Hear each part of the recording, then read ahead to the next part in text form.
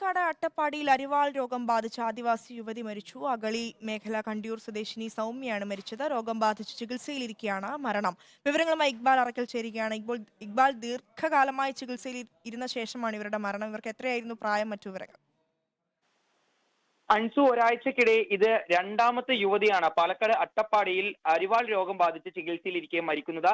ഇന്ന് മരിച്ചത് അഗളി മേലെ കണ്ടിയൂർ സ്വദേശിനിയായ സൗമ്യയാണ്. 25 വയസ്സുകാരിയായിരുന്നു. കഴിഞ്ഞ കുറെ നാളുകളായി സൗമ്യ ഈ അരിവാൾ രോഗം ബാധിച്ച് ചികിത്സയിലായിരുന്നു. രോഗം മൂർച്ഛിച്ചതിനെ തുടർന്ന് കോട്ടത്തറ ട്രൈബൽ സ്പെഷ്യാലിറ്റി ആശുപത്രിയിലേക്ക് എത്തിച്ചെങ്കിലും പിന്നീട് അവിടുന്ന് പാലക്കാട് ജില്ലാ ആശുപത്രിയിലേക്ക് മാറ്റുകയായിരുന്നു. പാലക്കാട് ജില്ലാ ആശുപത്രിയിൽ ചികിത്സയിൽ ഇരിക്കെയാണ് സൗമ്യ മരിച്ചത്. കഴിഞ്ഞ ദിവസം താവളം കൊല്ലങ്കടവ് ഊരിലെ കാളിയുടെ മകൾ വള്ളിയും സമാന സാഹചര്യത്തിൽ മരിച്ചിരുന്നു.